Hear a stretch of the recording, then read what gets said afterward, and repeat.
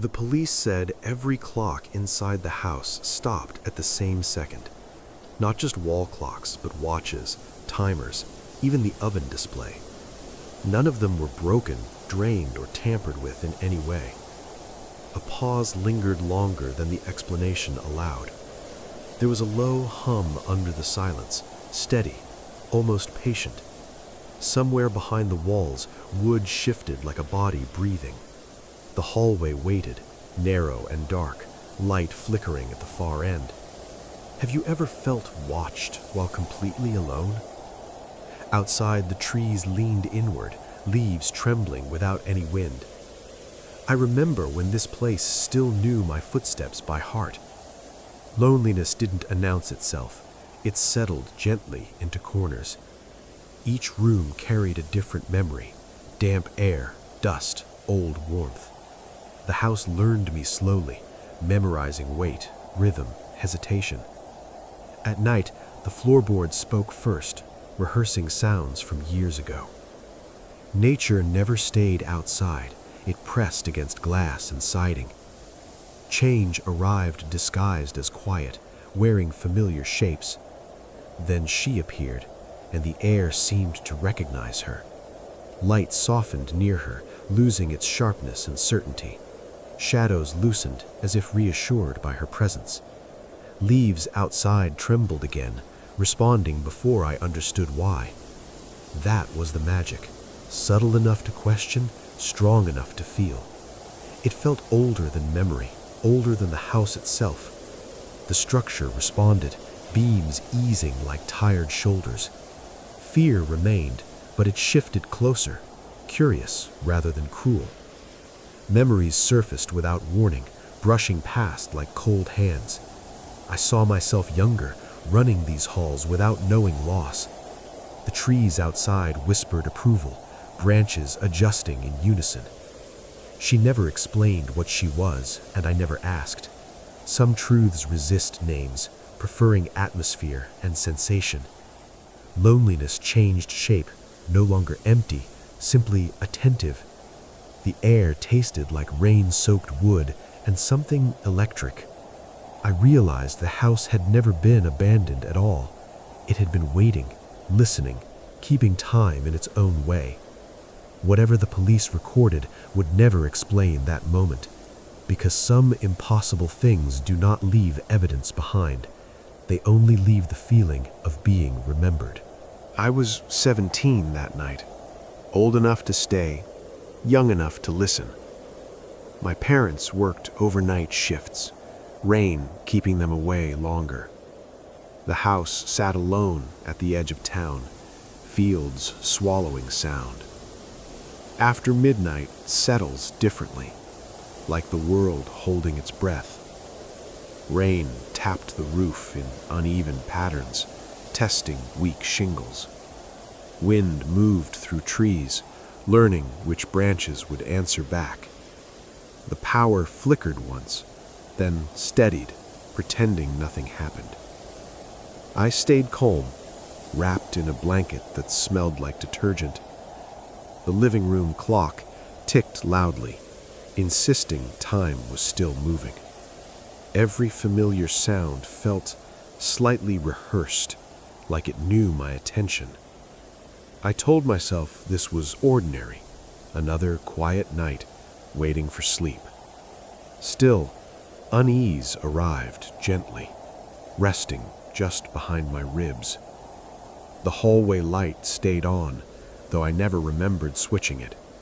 That door at the end remained closed, as it always was. No one used that room, no reason ever given. Rain grew heavier, gutters choking, wind scraping siding with nails. The house shifted its weight, responding to pressure and years. Somewhere upstairs, a floorboard complained, then fell silent again.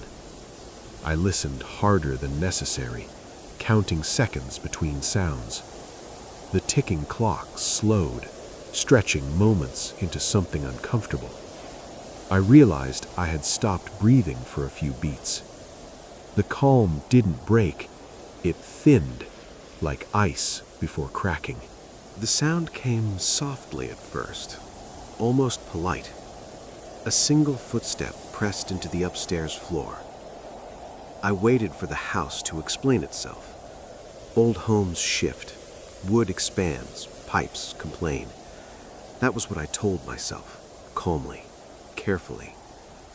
Another step followed, heavier, closer to the railing. I stayed still, listening like prey pretending to sleep. Rain masked nothing now, every drop suddenly irrelevant. The hallway stretched ahead, empty, light humming faintly. Darkness pooled at the far end, thick and deliberate. I watched it too long, expecting movement to apologize.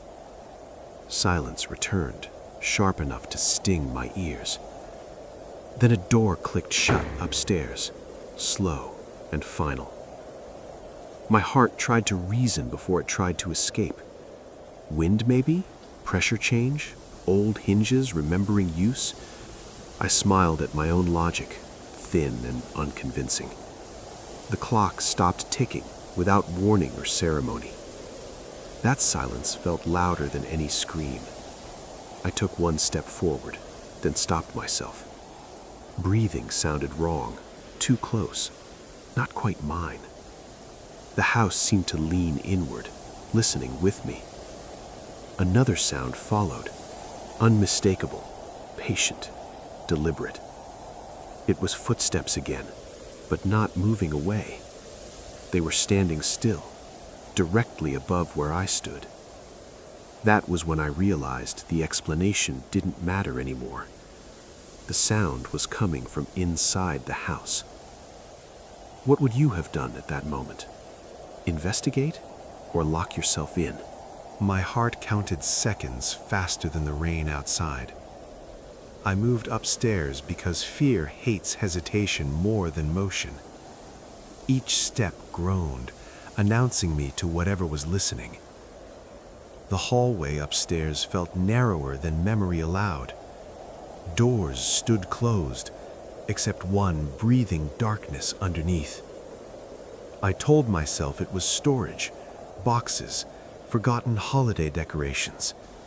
My hand shook, reaching for the knob, skin buzzing with warning. The house went silent, as if sound had been caught hiding. No rain, no wind, no ticking anywhere anymore.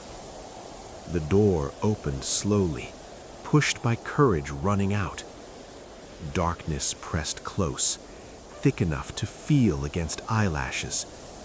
Something inside inhaled, careful, measured, patient. I froze, pulse pounding loud enough to betray me. The smell hit first, stale air mixed with human warmth. A shape shifted, closer than fear had imagined. Eyes reflected faint light, too aware, too intentional. There was a phone on the floor, screen glowing softly. It faced the doorway, angled exactly toward my face. I understood then I had been watched for a while. Notes covered the walls, dates, times, my routines. Someone had been living between walls and ours. They were never meant to find this. I don't remember running, only the sound of my breath. Stairs vanished beneath me, darkness chasing every step. The front door resisted, swollen from rain and years. Behind me, something moved, but never followed fast.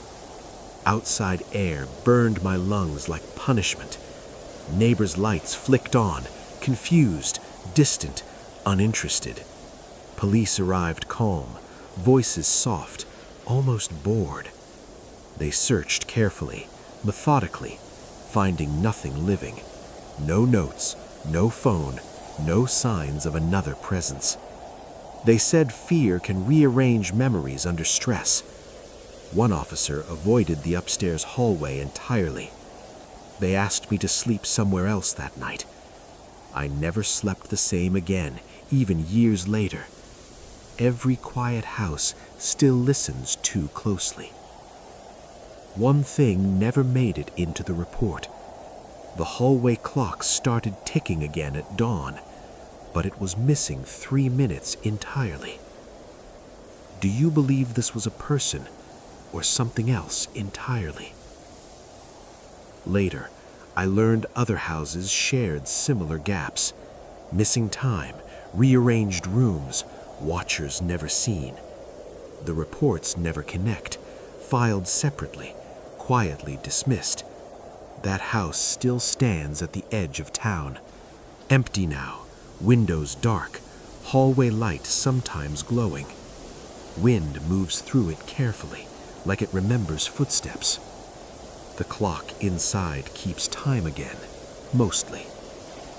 And this isn't the only time someone realized they weren't truly alone. If this story kept you awake tonight, like, subscribe, and share your theory in the comments. Your comment might uncover what really happened. Silence follows.